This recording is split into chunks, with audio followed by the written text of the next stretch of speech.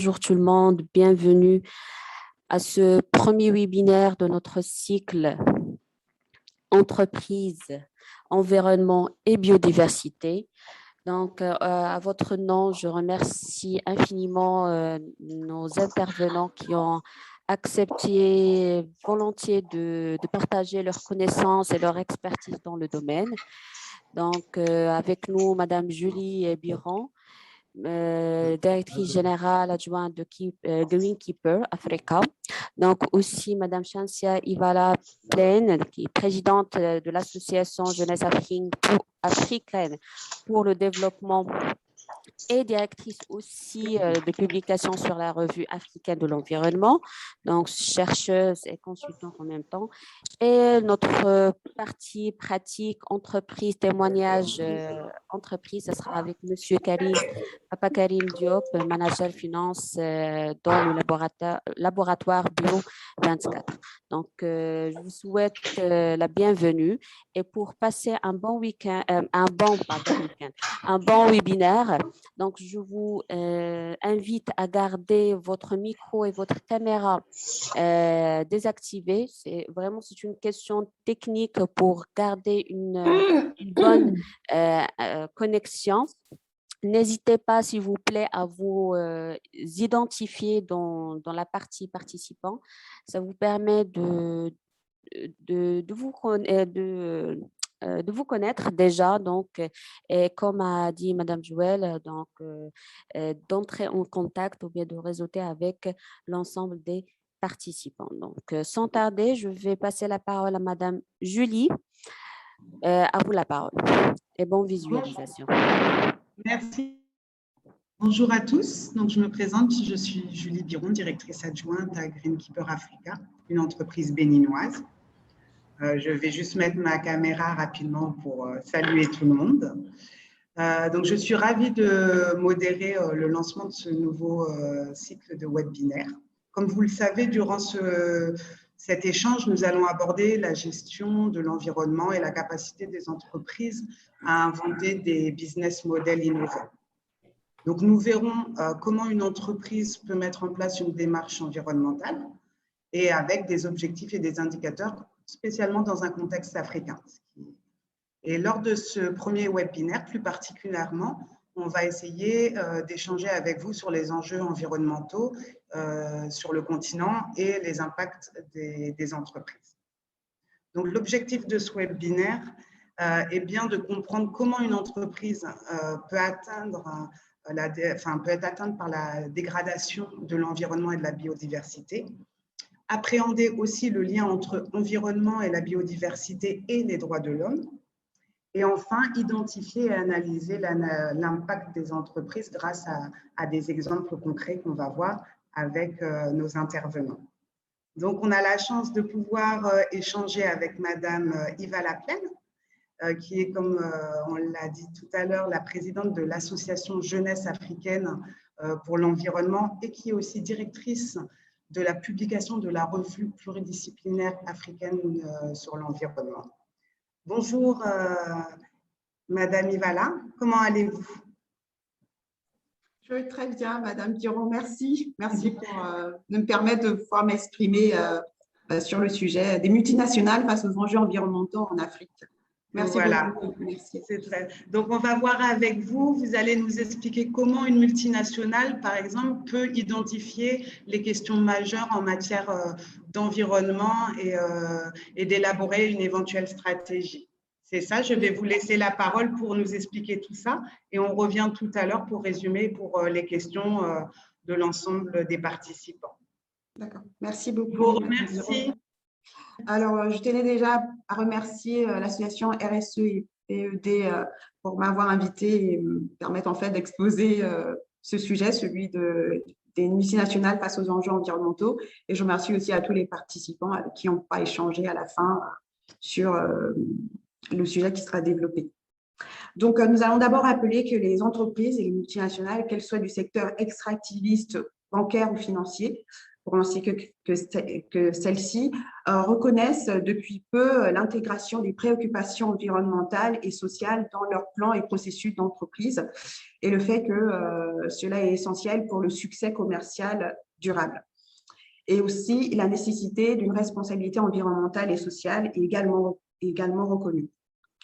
Pour ce qui est des enjeux environnementaux et de biodiversité, en 2019, la plateforme intergouvernementale sur la biodiversité et les services écosystémiques, en abrégé IPBES, donc qui est en fait, comme on dit, le GIEC pour la biodiversité, a publié un rapport critique sur l'évaluation mondiale de la biodiversité, et c'était la première en 2019 qu'elle a en fait, qu'elle a publié sur le continent africain. Donc cette évaluation régionale pour l'Afrique a été, donc, comme je l'ai dit, une des 4 évaluations régionales réalisées sous la direction du PBS, et elle est la première sur le continent. Elle constitue en fait une évaluation qui permet une synthèse de l'état actuel des connaissances sur la biodiversité et l'environnement.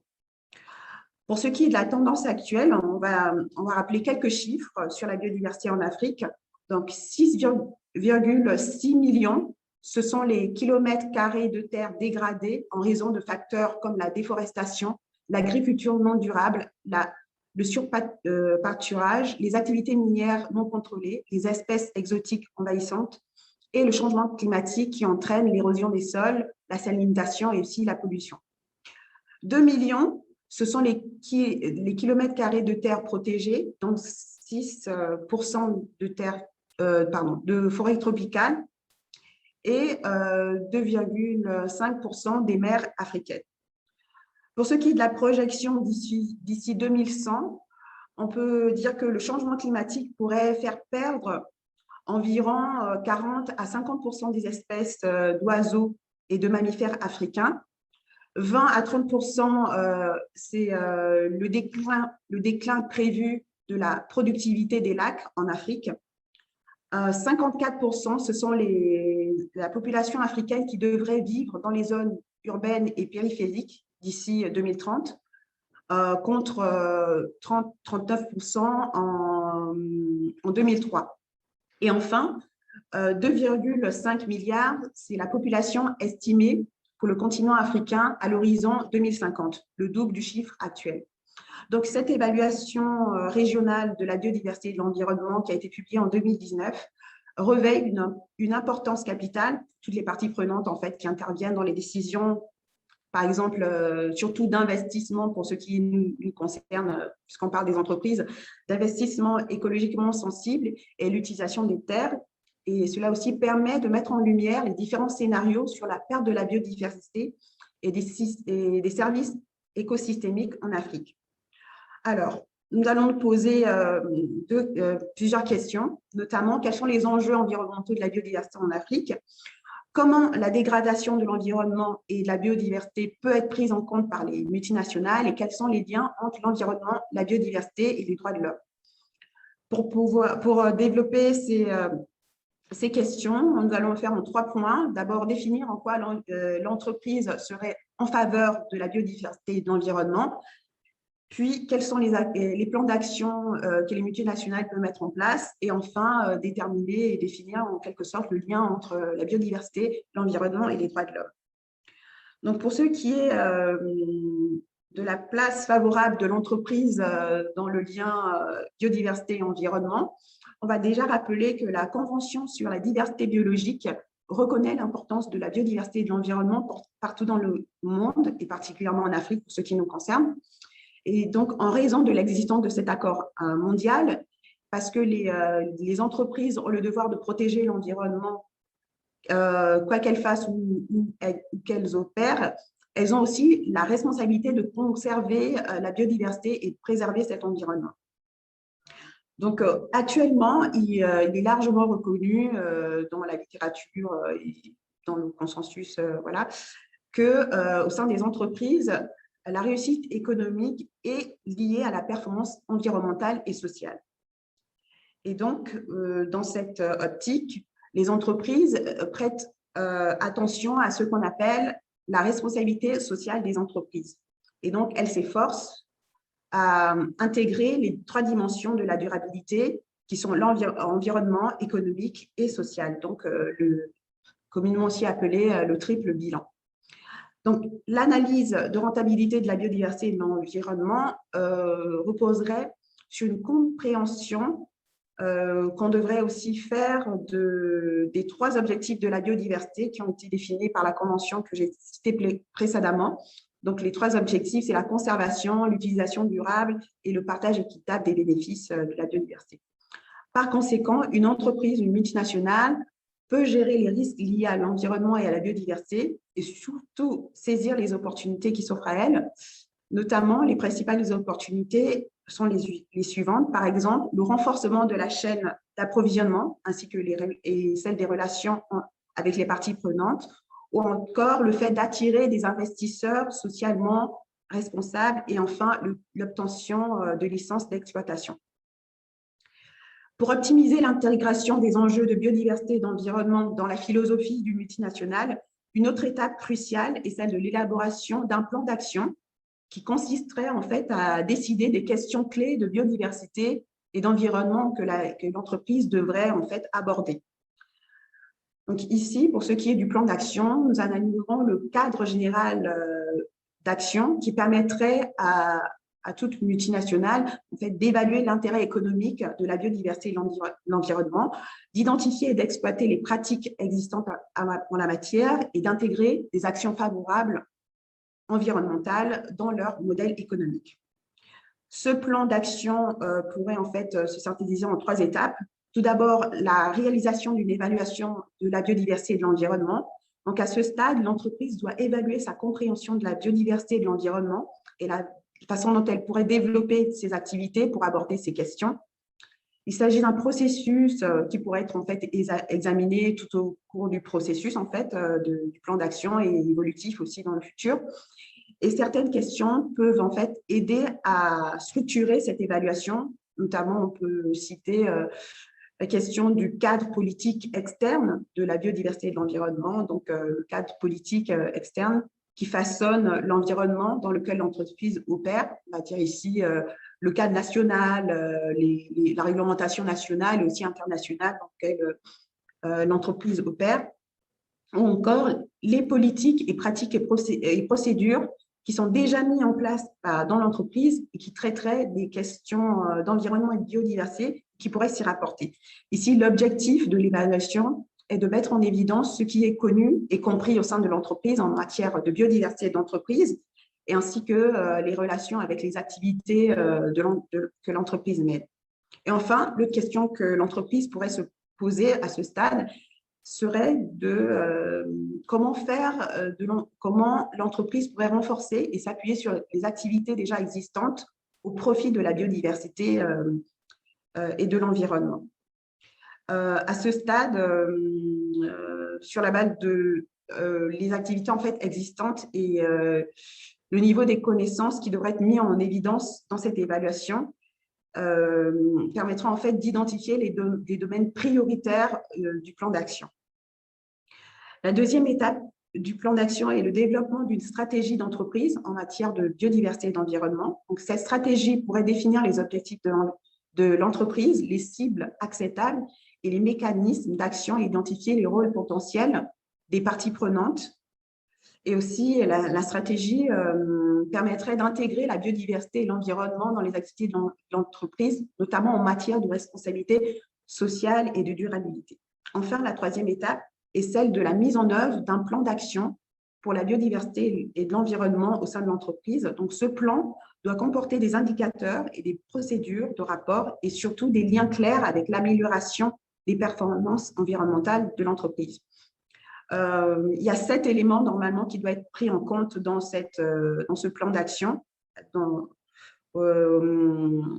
l'étape à la troisième étape, notamment s'assurer que l'entreprise permettra la conservation de la biodiversité et la préservation de l'environnement, ou encore le renforcement du système de gestion environnementale qui permettra en fait d'identifier, de hiérarchiser, et de gérer les risques, d'améliorer les performances et de réduire les impacts notamment à travers la norme ISO 14000, qui est celle du système de management environnemental, aussi de suivre et d'évaluer si des mesures correctives doivent être prises, et si c'est le cas, si les objectifs futurs doivent être fixés ou révisés. Et enfin, de rendre compte et donc de publier des rapports sur les performances sociales et environnementales. Dans cette partie du plan d'action aussi, récemment, a été en fait réfléchi l'importance d'intégrer le concept et la notion de devoir de vigilance des multinationales qui doit être souligné ici dans notre développement.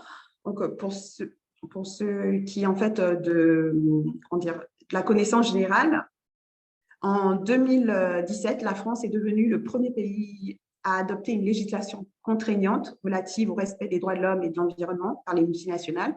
Donc, à travers la loi 2017-319 du 27 mars 2017, relative au devoir de vigilance des sociétés mères et des entreprises donneuses d'ordre, cette loi permet d'inscrire l'obligation d'identifier et de prévenir les atteintes aux droits humains et à l'environnement qui résultent non seulement des activités de l'entreprise, de la société mère, mais aussi de celles de ses filiales et de ses sous-traitants et fournisseurs. Et ici, on entend par filiale selon le seuil du nombre d'employés, en fait, qu'elle a. Donc, par exemple, une entreprise familiale ne pourrait pas ici entrer dans le régime juridique de la loi de 2017. Sur le plan contentieux, et là, on vient dans le domaine du droit de l'environnement en Afrique, l'affaire Friends of the Earth contre Total, qui est un litige qui a été engagé en France en janvier 2020, est la première affaire qui relève en fait de la loi sur le devoir de vigilance des entreprises qui a été votée en 2017 et qui crée une obligation contraignante pour les sociétés mères d'identifier et de prévenir les impacts négatifs sur les droits humains et l'environnement et qui résultent des activités des sociétés et de leurs sous-traitants. Donc ici, 6 ONG, donc 4 ONG de l'Ouganda et 2 de la France et plusieurs agriculteurs ougandais ont poursuivi l'entreprise Total pour ne pas avoir évalué de manière adéquate les menaces sur les droits de l'homme et l'environnement liées notamment au méga-projet pétrolier de Tilenga entre l'Ouganda et la Tanzanie. Et donc, les requérants ont estimé que ce projet pourrait entraîner le déplacement de milliers d'agriculteurs ougandais. Et cette affaire est importante ici pour nous, pour les enjeux environnementaux en Afrique, car elle permettrait de rendre les multinationales européennes, et ici spécifiquement françaises, plus responsables envers les communautés locales des pays du Sud dans lesquelles elles opèrent, et aussi de modeler la façon dont elles font en fait les affaires dans les pays du Sud. Donc, l'affaire a été poursuivie devant le tribunal de commerce et maintenant elle est devant la Cour de cassation pour ce qui est des questions de compétences juridictionnelles et le fond n'est pas encore abordé.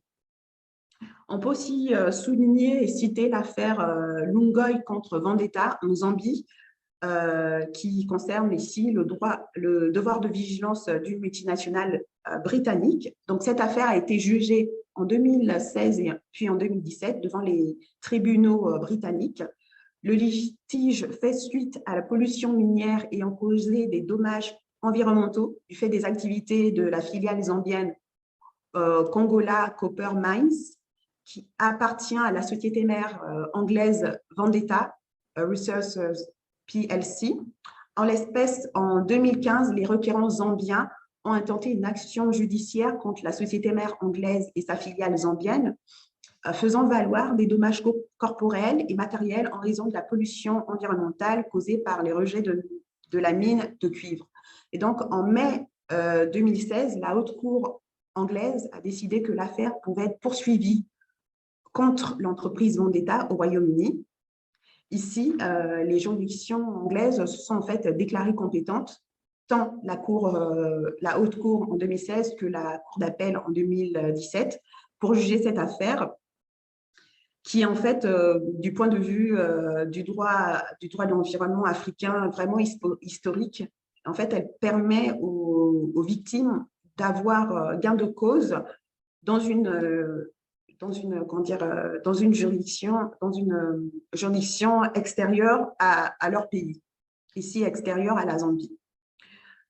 Donc, les différentes questions de la compétence juridictionnelle et de l'accès à la justice ont été résolues par le juge britannique.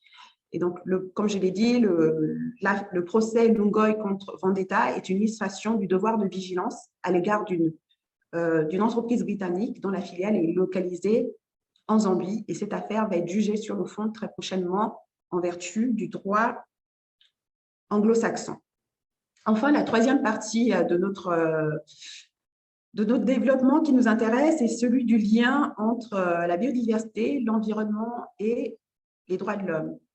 On va d'abord dire que la biodiversité est essentielle à la jouissance des droits de l'homme. En effet, l'être humain a une interdépendance à la nature et le déclin de la biodiversité ne concerne pas seulement l'extinction des animaux ou encore des cultures génétiquement le mal lié aux cultures génétiquement modifiées, mais il s'agit aussi de la vulnérabilité humaine au sens le plus extrême.